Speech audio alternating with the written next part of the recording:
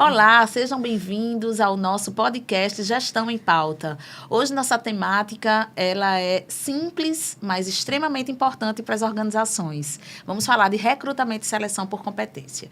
E hoje temos aqui nossa querida Oli, psicóloga organizacional, consultora, BP nas empresas e especialista no recrutamento e seleção. E eu sou Poliana Andrade, empresária, consultora e mentora na área de estratégia e pessoas. Então, vamos começar. E aí, Oli, como estás? Olá, Poli. Obrigada pelo convite. Tô bem. Você agora só vive aqui, né? No Gestão em Pauta. Tá gostando? Tô adorando. A gente que gosta, né? De poder compartilhar aí as coisas que são importantes no dia a dia e que a gente, muitas vezes, pode chegar a um público muito maior e não limitado ao onde a gente está fazendo consultoria. Então, verdade, Poli. Muito bom poder estar falando para outras pessoas. Isso. Então, assim, você tá bem ready hoje. Tá muito bonita. Disseram que esse tom fica bom em mim. Fica ótimo. Parece que essa é a sua paleta, né? Então, a gente não só fala de recrutamento e seleção, a gente também fala de paleta de cores. Só que a gente vai ter que trazer especialista, né? Verdade. Hoje eu vim toda de branco, que hoje eu tô zen. Então, olha, para falar de recrutamento e seleção, eu queria que você... Eu adoro partir dos conceitos, né? Qual é o conceito de recrutamento e seleção por competência? Porque há quem diga que recrutar é só você pedir uma indicação a alguém e colocar a pessoa. A gente sabe que tem toda uma ciência por trás de recrutar pessoas. Existe um processo com metodologias, técnicas, práticas. E eu queria que você falasse, primeiramente mesmo, do conceito, né? Recrutamento por competência. Porque a gente está falando aí de recrutamento, de seleção e de competência. Então, eu queria que você começasse aí dizendo para a gente esses conceitos. Perfeito, Poli. Primeiro, né? A gente precisa diferenciar o que é recrutamento e o que é seleção. Então, o processo de recrutamento é quando eu estou na busca de currículos e dos candidatos que são ideais para a vaga que eu tenho. Então, por exemplo, como eu encontrar no recrutamento a competência de um candidato? Geralmente, a gente vai olhar no currículo se tem lá competências mais técnicas, para que ele possa ser convocado para a entrevista. Por exemplo, eu tenho uma vaga de gestão financeira que vai ter muita cobrança. Geralmente, vai ter lá no currículo que trabalhou com negociações, com cobrança, com sistema. Então, no recrutamento, o currículo precisa estar atrativo para que o recrutador ele possa selecionar. Quando a gente vai para a seleção propriamente dita, eu já estou com aqueles currículos e agora eu vou começar a entrevistar. Então, na seleção por competência, eu vou identificar, através de uma entrevista estruturada, que eu vou falar mais sobre isso, as competências comportamentais que aquele candidato precisa ter. E de onde vem, olha, essas competências comportamentais? De uma estratégia de negócio. Ok, olha, então deixa eu lhe fazer uma pergunta. Recrutamento, entendi, são as questões técnicas, curriculares. A seleção, você vai checar se ele tem mesmo aquela habilidade, em que nível que ele está, se é de conhecimento ou de habilidade com aquelas técnicas. E aí você vai evidenciar as competências que vai vir da estratégia, que eu quero que você explique isso para a gente bem direitinho. E aí, outra pergunta que eu queria lhe fazer, assim, qualquer pessoa pode fazer um recrutamento de seleção?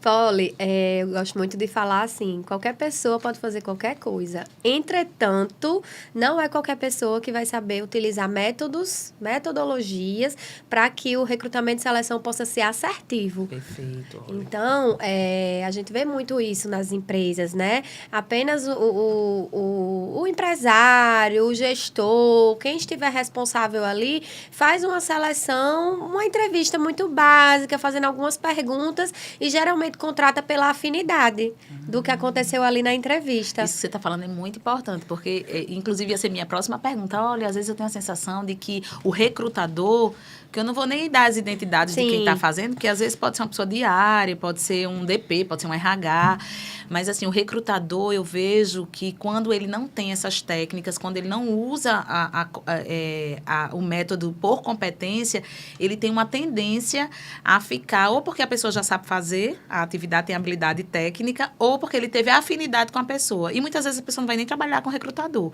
é para aquela área específica, exatamente, né? Paulo. Então, fala aí um pouquinho para nossos empresários, nosso público, que muitas pessoas de RH devem estar nos assistindo. Fale aí como é essa questão de você ser isento no processo. Perfeito. Polly, primeiramente, tudo parte de uma descrição de cargo. Então, é a primeira base que qualquer RH precisa ter, entender os descritivos. Por que um descritivo qualquer de função? Recrutador, né? Qualquer recrutador. Por quê? Porque o descritivo, ele vai vir com as atribuições que eu preciso checar se aquele candidato já executou em outra oportunidade, as competências técnicas, então, checar que conhecimentos e que habilidades aquele candidato precisa ter, vai estar no descritivo, questões de formação, de nível decisório. Então, um descritivo de cargo, ele contempla tudo que um RH precisa para que ele possa selecionar de maneira mais assertiva. Então, o primeiro ponto é esse. Depois, nós vamos para as competências comportamentais. E aí é onde está o grande lance. Por quê? Porque as empresas contratam pela técnica e demitem pelo comportamento. Clássico. Né? Exatamente. Então, para que eu possa ser assertivo e identificar também, qual é a estratégia da empresa? Que competências comportamentais essa empresa precisa para que ela possa atingir, né, sua estratégia de negócio? Quais são os comportamentos que eu vou cobrar da minha equipe?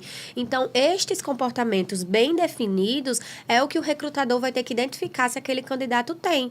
Se ele já tem desenvolvido, em que nível ele já tem aquela competência desenvolvida. Então, esse é o processo para que a gente possa garantir uma maior isenção. É eu ter o subsídio para fazer a seleção. Todas as informações. E a estratégia do negócio vai vir o quê? Baseada por uma identidade. Dentro de uma identidade existem os valores organizacionais. Então, o recrutador, ele também precisa compreender quais são os valores daquela pessoa. Porque os valores dela têm que ser compatíveis com os da empresa. Senão, naturalmente, esse match vai ter um prazo muito curto. Por exemplo, eu tenho uma empresa que tem uma carga horária mesmo de muito trabalho. Lá é pressão, porque é muito cliente, é uma demanda muito alta. Então, pessoas para trabalhar nessa empresa, naturalmente, elas têm que ter um tônus muito grande para o trabalho.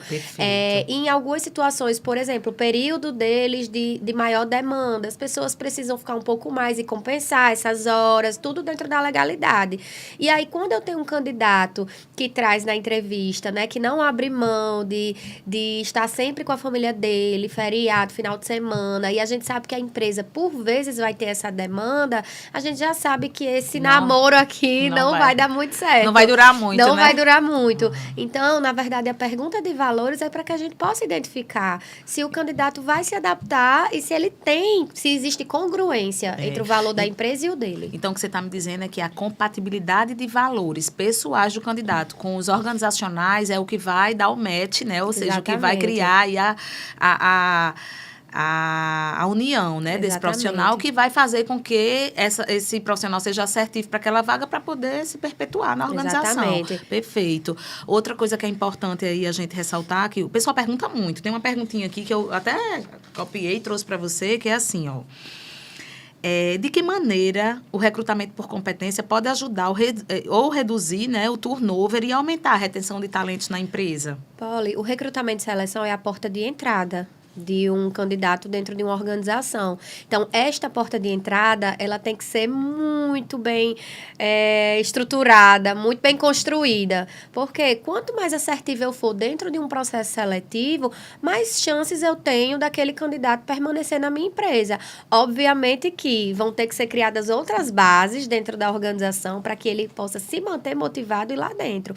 Mas, quando eu tenho um processo mais assertivo, por exemplo, a gente hoje tem, né, um indicador de 97% de assertividade nos processos seletivos feitos pela Atler, porque a gente garante essa isenção, a gente compreende até onde muitas vezes o modelo do gestor que vai receber naquela área. Isso, eu preciso saber qual é o perfil desse gestor. Por exemplo, se eu tenho um gestor com perfil X e o candidato tem o perfil Y, não vai ter muita compatibilidade. Mesmo ele tendo todas as técnicas. Exatamente. E muitas vezes os valores corporativos, mas não vai ter compatibilidade com o gestor. E eu tenho que, inclusive, e se o gestor precisar deste perfil, eu só tenho que preparar esse gestor e dizer, essa pessoa ela vai vir assim, com esse modelo de comunicação, ela age dessa forma. Então, você, gestor, vai precisar se adaptar se é o que você precisa. Perfeito, porque muitas vezes eu preciso de um perfil totalmente diferente do meu e eu que vou ter que me adaptar a quem está chegando. Exatamente. Porque ele já vai ter os valores da empresa e já vai ter Isso,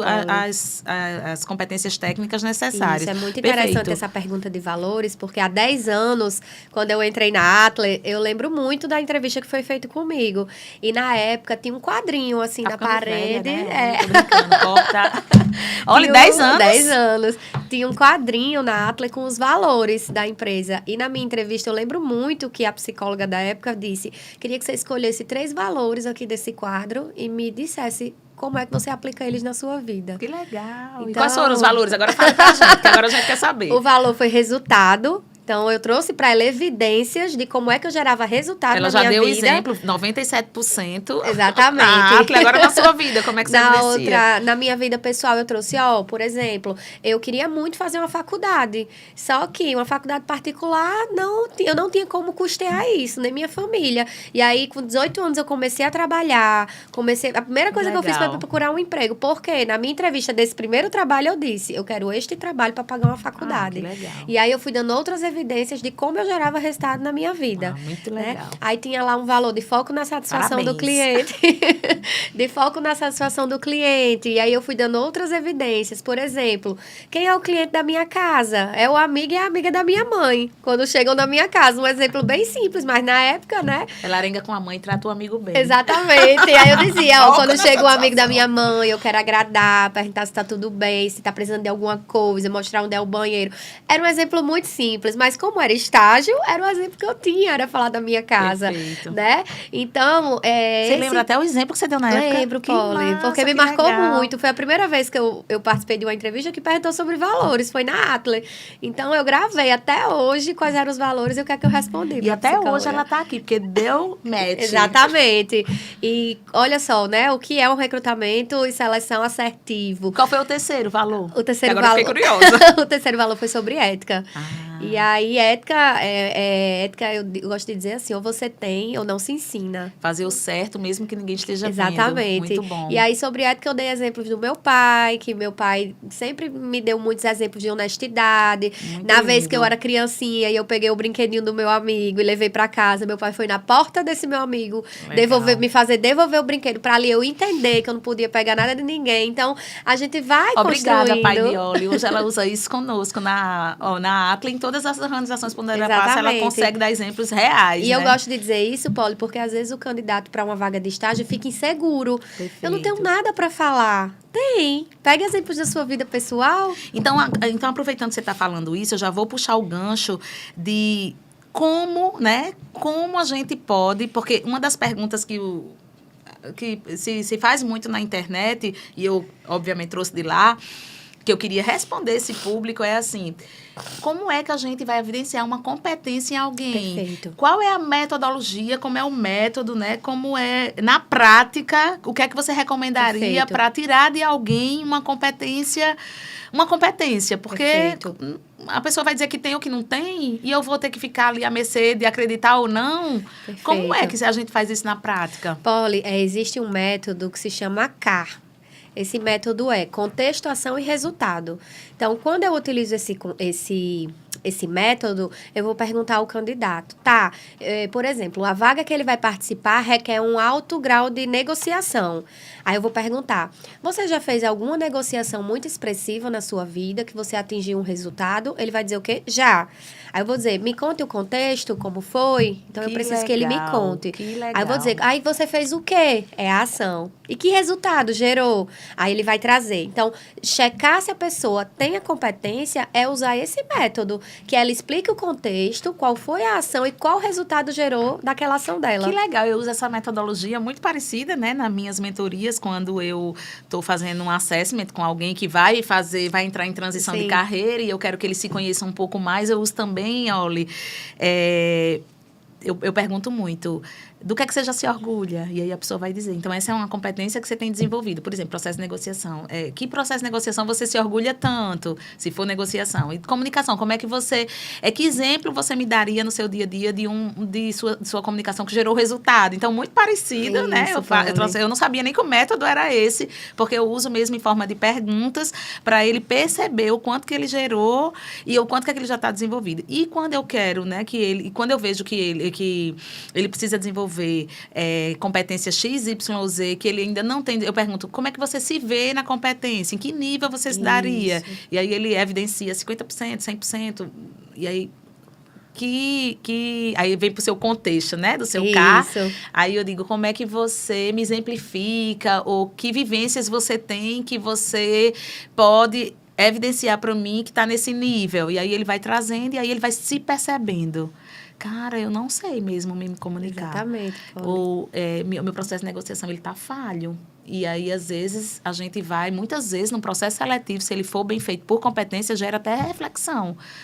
Talvez eu não esteja no nível que eu estou pensando, e aí você começa a se compatibilizar com a competência e ver, eu não estou nesse nível, eu preciso melhorar. Exatamente. Então, e é muito legal, Paulo, fazer seleção por competência, porque o candidato, ele não vai com aquele script pronto. Porque hoje, com a modernização, com o acesso à tecnologia, os candidatos, eles geralmente já procuram um script na internet de possíveis perguntas e se preparam. Então, o recrutador, ele tem que estar mais preparado ainda para pegar o candidato de surpresa em alguma pergunta.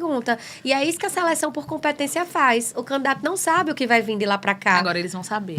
Você acabou de dar o pulo do gato. Mas a gente usa geralmente uma lista, nós da Atlas, nós temos uma lista de 23 competências, que são as competências, e aí a gente escolhe, para essa vaga, a partir do que o cliente trouxe, quais são as competências que eu vou precisar evidenciar. E para essa, porque as vagas são diferentes. Então, as competências também são... E os contextos organizacionais também. Totalmente. Comunicação numa empresa é uma coisa, comunicação em outra empresa é outra coisa completamente diferente. Exatamente. Então, outra coisa também que é importante a gente evidenciar, saindo um pouquinho aí da competência, porque você já explicou, né? O recrutamento vai ver a questão técnica, você vai checar na seleção tanto a técnica como o comportamento através do CAR, o método de... Contestação e resultado. Contestação e resultado para evidenciar o nível de competência que o candidato está. E aí eu queria falar um pouquinho, Oli, a gente sabe que a gente está contratando pessoas.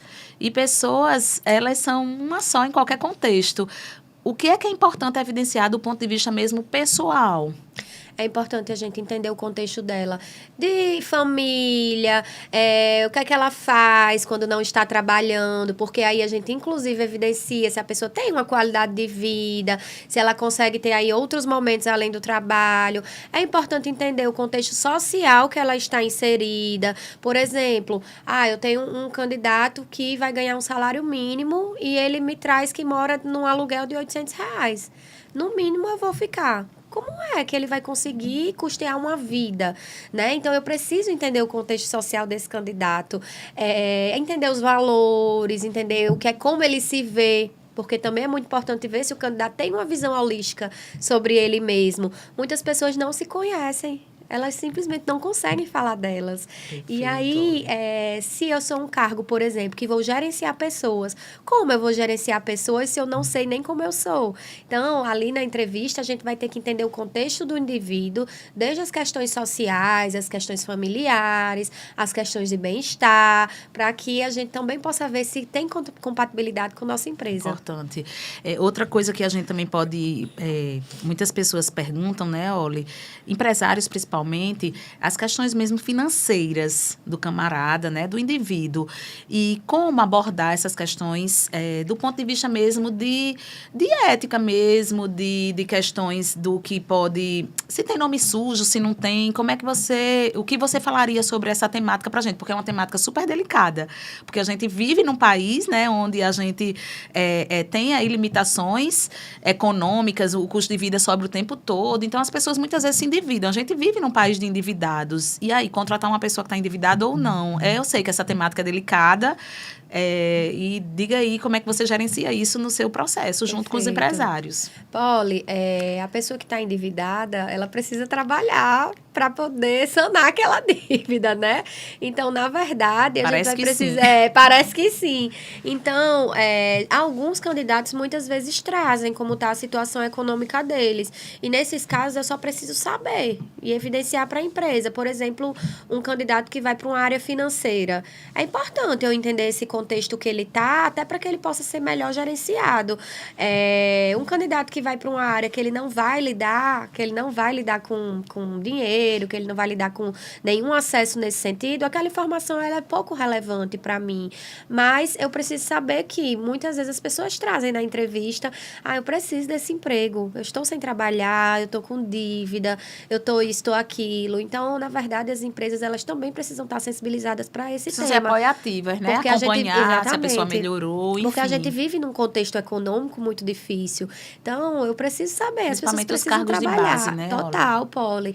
E as empresas, muitas vezes, têm outras ações que possam estar ajudando mais essas pessoas nos cargos de base. A gente tem inúmeras ações que a gente poderia estar citando. Muito legal. E outra temática também, que hoje eu só vou lhe fazer pergunta difícil, mas que é o que o pessoal quer saber em casa, né? É a questão da sexualidade, né? Como lidar com essa situação durante uma entrevista de emprego. Perfeito.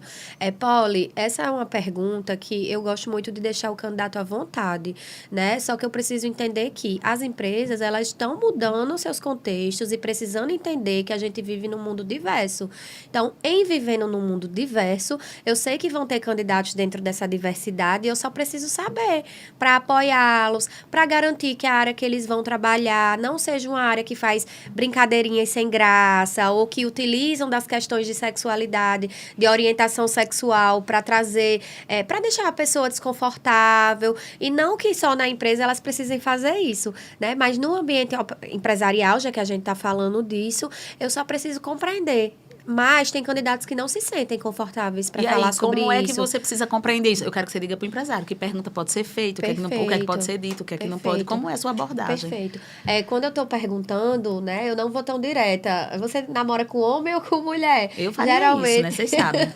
Geralmente eu pergunto assim, a pessoa com quem você se relaciona, trabalha, vocês são casados, vocês namoram, e aí muitos deles já trazem, eu tenho meu esposo, né, no caso quando é um homem gay, ou eu tenho uma esposa, no caso de uma mulher lésbica, eles geralmente trazem.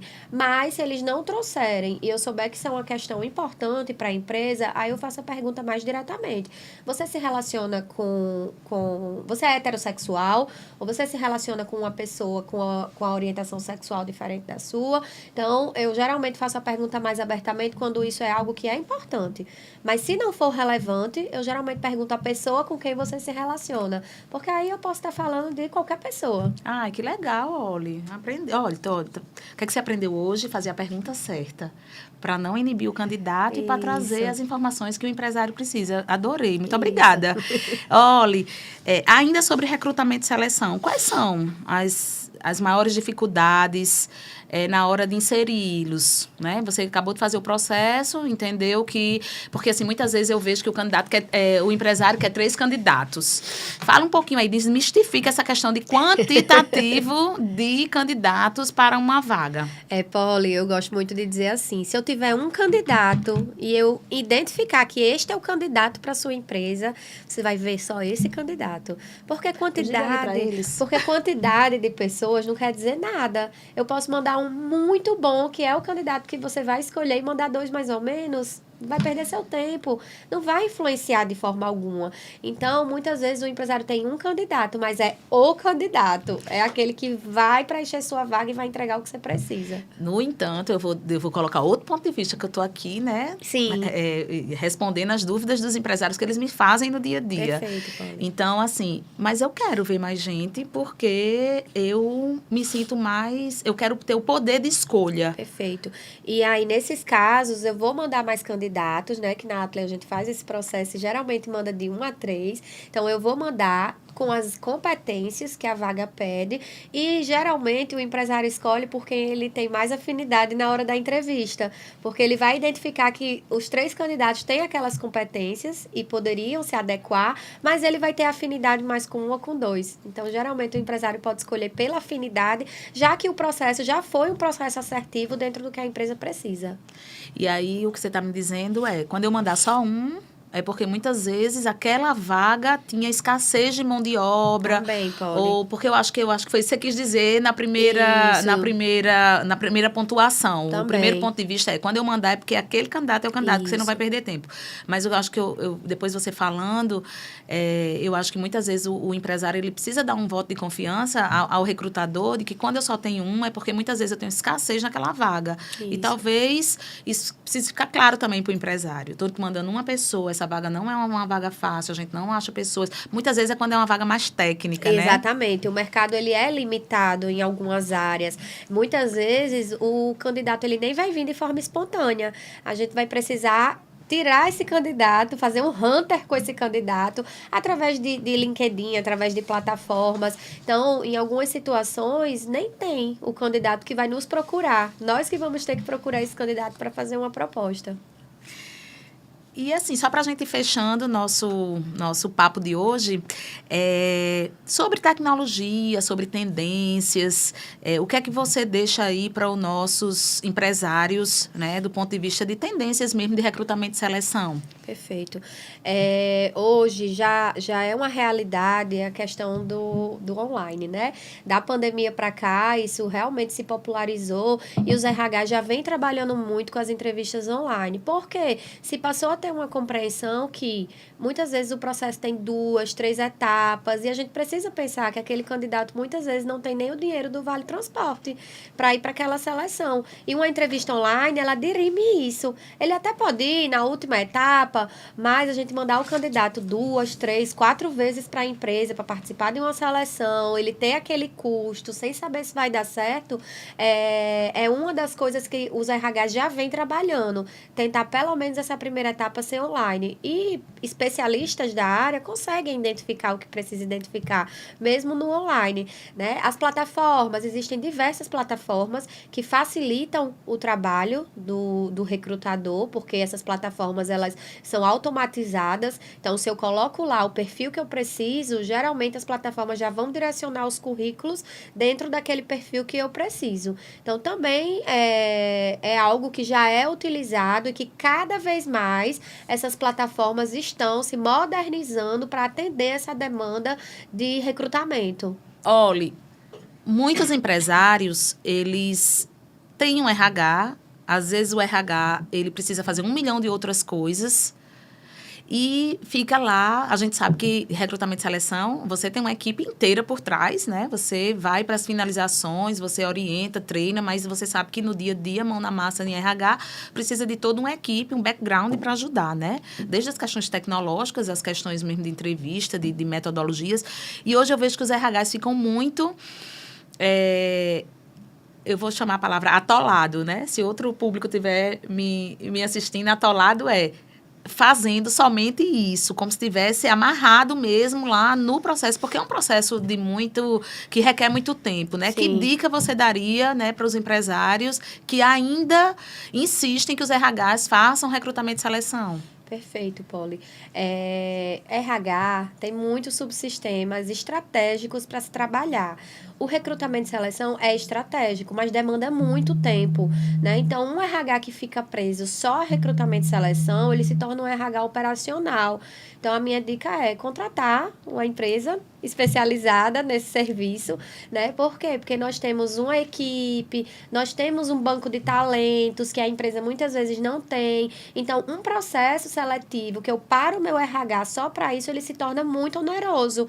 Então, é melhor contratar a empresa especializada especializada, como é o caso da Atle, para que a gente possa fazer esse processo seletivo e mande só os finalistas e o seu RH consiga trabalhar as outras demandas, não fique preso apenas em recrutamento e seleção. Então, a dica é essa, é realmente direcionar o seu RH para as questões estratégicas. E aí, como eu estou aqui, parece que hoje eu estou defendendo o empresário, viu? Mas, assim, eu queria, Oli, que você desse uma dica para quem não pode contratar uma consultoria. E para você, empresário, que não tem RH ou que seu negócio está começando, é se apegar a essas dicas que nós trouxemos aqui hoje. Então, entender as atividades, entender quais são as funções que essa pessoa vai desempenhar, que competências ela precisa ter, para que você possa ser assertivo no seu processo seletivo, né? Então, não é apenas trazer um candidato e fazer uma entrevista e ver se gostei. Quanto mais métodos você conseguir utilizar a partir do que a gente trouxe hoje, mais assertivo você vai poder ser. Então, essa é a dica que eu deixo, né, para quem não pode ainda contratar uma consultoria externa para fazer sua seleção.